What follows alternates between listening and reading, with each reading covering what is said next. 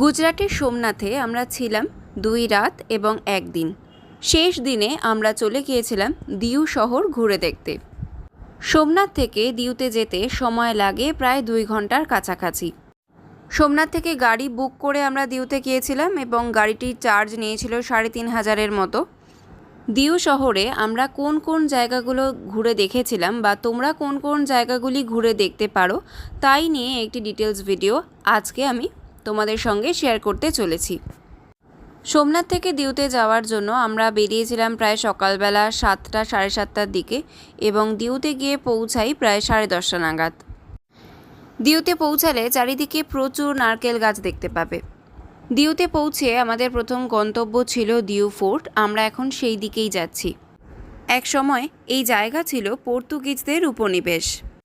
1535 থেকে 1541 খ্রিস্টাব্দের মধ্যে গুজরাটের সুলতান বাহাদুর শাহ এবং পর্তুগিজদের মধ্যে প্রতিরক্ষা জোটের পর এটি নির্মিত হয়েছিল, যখন মুঘল সম্রাট হুমায়ুন বাহাদুর শাহকে আক্রমণ করেছিলেন।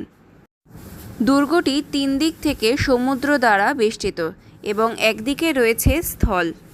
দুর্গের বাইরে কিন্তু কার পার্কিং এরিয়াও রয়েছে, আর এখানে কিন্তু প্রবেশ করতে হলে ইন্ডিয়ানদের 100 টাকা কিন্তু চার্জ দিতে হয়, আগে যেটা ছিল না। এখানে দেখো টিকিট প্রাইসটা আমি স্ক্রিনে দিয়ে দিলাম, তোমরা চাইলে দেখে নিতে পারো। ফোর্টের ভেতরটা বেশ সুন্দর, তোমরা চাইলে ভেতরে ঢুকতে পারো। আমি ঢুকিনি কারণ ফোর্টের বাইরে প্রচুর লাইন ছিল, তাই বাইরে থেকে যতটা দেখা সম্ভব হয় ততটাই দেখে নিয়েছি। ফোর্টের ভেতরে বেশ সুন্দর অষ্টধাতুর কামান রয়েছে, যা পর্তুগিজ সময়কালে তৈরি। এখান থেকেও সমুদ্রের ভিউটা বেশ সুন্দর লাগছিল। আমি এখানে দাঁড়িয়ে দাঁড়িয়ে তোমাদের জন্য ভিডিও করেছি। দূরে সমুদ্রের মাঝখানে যে জায়গাটিকে দেখতে পাওয়া যাচ্ছে ওই জায়গাটির নাম ফোর্টিম ডোমার। বর্তমানে ওইখানে যাওয়া পারমিশন নেই। দিউ ফোর্টের বাইরেও কিন্তু অনেক কিছু নিয়ে বসেছিল, অনেক পশরা, অনেক কিছু বিক্রি হচ্ছিল, তো আমি সেগুলোও তোমাদের জন্য একটা ভিডিও করে এনেছি একদম ফোর্টের বাইরেই। আর যেটা সবথেকে বেশি ভালো লেগেছে সেগুলো হচ্ছে ড্রাই ফ্রুটস। এখানে অনেক ধরনের ড্রাই ফ্রুট বিক্রি হচ্ছিল, যেখান থেকে আমরাও কিছু কিনেছিলাম। ড্রাই ফ্রুটের কোয়ালিটিও বেশ ভালোই ছিল। দিউ ফোর্টের কাছেই অবস্থিত সেন্ট পল চার্চ। যেহেতু ওই সময় 25শে ডিসেম্বর ছিল, তাই চার্চটি বন্ধ ছিল, আমরা ভেতরে ঢুকতে পারিনি। তবে এটি দিউতে তৈরি সবথেকে সুন্দর চার্চ, সম্পূর্ণ চুনা পাথর দিয়ে তৈরি। চার্চটি তৈরি করা হয়েছিল, শুরু হয়েছিল 1601 সাল থেকে এবং শেষ হয় 1610 সালে। দিউর সবথেকে সুন্দর চার্চগুলির মধ্যে এটি কিন্তু একটি। দিউর বেশিরভাগ রাস্তাগুলো কিন্তু একদম সমুদ্রের পাড় ধরে। এখন আমরা চলেছি গঙ্গেশ্বর মহাদেব মন্দিরের উদ্দেশ্যে। এই রাস্তাটা দিয়ে সমুদ্রের পাড় ধরে সোজা হাঁটলে পর্তুগিজ আরও কিছু নিদর্শন পাবে। এই জায়গাটিকে বলা হয় হেরিটেজ ওয়াক। দূরে কিছু তাল গাছের মতো দেখতে গাছ দেখতে পাচ্ছ, যার 2টো করে মাথা। ওই গাছগুলো কিন্তু তাল গাছ নয়, ওই গাছগুলো পর্তুগিজদের নিয়ে আসা ওক ফলের গাছ। খেতে ফলগুলি অনেকটা তাল শাঁসের মতো। দিউয়ের যেহেতু সব রাস্তায় একদম সমুদ্রের পাড় ধরে রয়েছে, তাই সব রাস্তায় কিন্তু ভীষণ সুন্দর। রাস্তায় যেতে যেতে কিন্তু বেশ সুন্দর সমুদ্রের হাওয়া খেতে খেতে চলে যেতে পারবে নিজেদের গন্তব্যে। এখন যে রাস্তাটা ধরে আমরা যাচ্ছি এবং যে সমুদ্রের পাড়টা পাশে পড়ছে, সেই পাড়ের নাম কিন্তু জলন্ধর বিচ। আর দুধারের রাস্তা ধরে একদম নারকেল গাছ আর তার সাথে সাথে তাল গাছের মতো দেখতে 2টো মাথাওয়ালা ওক ফলের গাছ কিন্তু প্রচুর দেখতে পাবে। দুধারের রাস্তা এত সুন্দর যে মনেই হবে না আমরা ইন্ডিয়ার কোথাও রয়েছি, মনে হবে বিদেশে কোথাও রয়েছি। আর তার সাথে দুধারের রাস্তাটাই মনে হবে যেন সাইট সিন করতে করতেই আমরা যাচ্ছি, এত সুন্দর। এখন যদিও আমরা যে সময় ছিলাম সেই সময় ওখানে কিছু কনস্ট্রাকশনের কাজ চলছিল দিউতে, মানে এর পরবর্তীকালে তোমরা যখন পৌঁছাবে তখন হয়তো দিউ আরও অনেক বেশি সুন্দর হয়ে তোমাদের কাছে ধরা দেবে। আমার করা ভিডিওতে তোমরা এরকম অনেক কনস্ট্রাকশন এরিয়াও দেখতে পাবে, যেখানে তোমরা দেখলেই বুঝবে যে জায়গাটাকে আরও সুন্দর করে তোলার চেষ্টা করা হচ্ছে।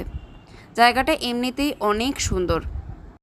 দেখো, তোমাদের সঙ্গে কথা বলতে বলতেই আমি পৌঁছে গেছি গঙ্গেশ্বর মহাদেব মন্দিরের একদম বাইরে।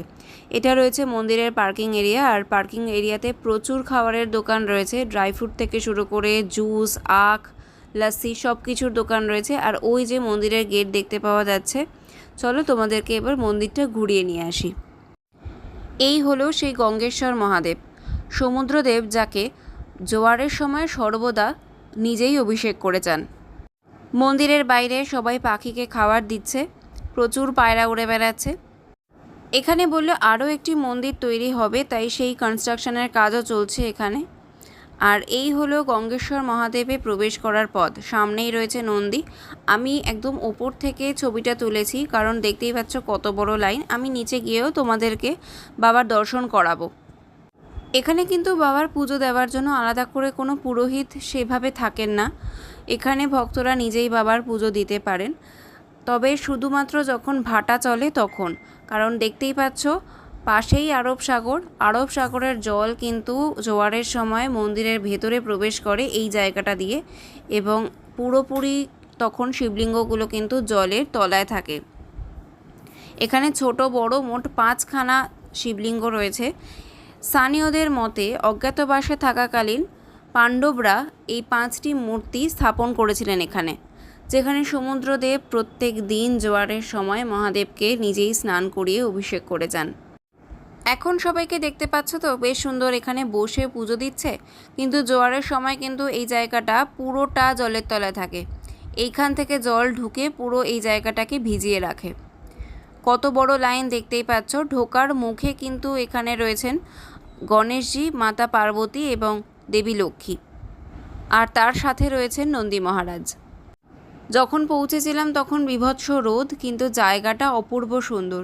সর্বক্ষণ সমুদ্রের হাওয়া তোমার গায়ে লাগবে, রোদের কষ্ট একটুও বুঝতে দেবে না।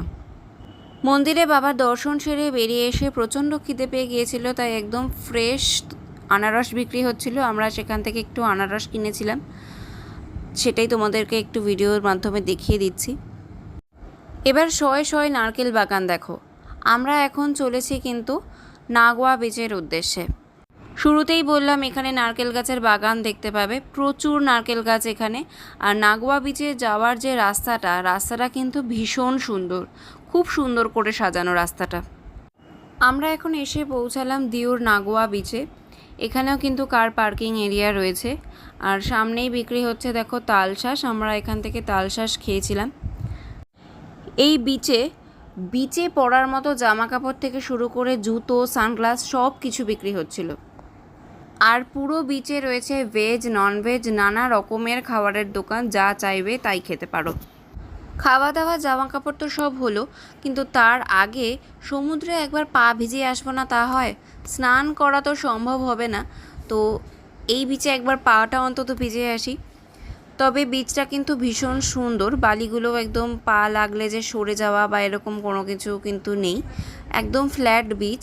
আর তার সাথে কিন্তু বিচটাও একদম পুরো ফ্ল্যাট, স্নান করার জন্য একদম উপযুক্ত। এখানে কিন্তু প্রচুর ওয়াটার রাইডস হয়, সামনে দেখতেই পাচ্ছ। স্পিড বোট থেকে শুরু করে নানা রকমের ওয়াটার রাইডস আছে, চাইলে সেগুলো তোমরা এনজয় করতে পারো।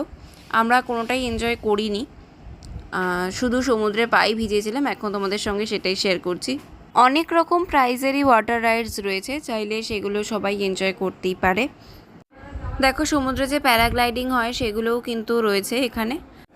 এই ছিল আমার আজকের ভিডিও। তো কেমন লাগলো আমার আজকের ভিডিওটা কমেন্ট করে জানাতে অবশ্যই ভুলো না। ভালো লাগলে লাইক করো, শেয়ার করো ফ্রেন্ডস আর ফ্যামিলির সাথে। আর চ্যানেলে নতুন বন্ধু হয়ে থাকলে প্লিজ চ্যানেলটিকে সাবস্ক্রাইব করে পাশে থাকা বেল আইকনটা অন করে দিও, যাতে যখনই ভিডিও আপলোড করি তোমাদের কাছে তার নোটিফিকেশন পৌঁছে যায়। আজকের মতো এখানেই বিদায় নিচ্ছি, নতুন ভিডিও নিয়ে আবার দেখা হবে।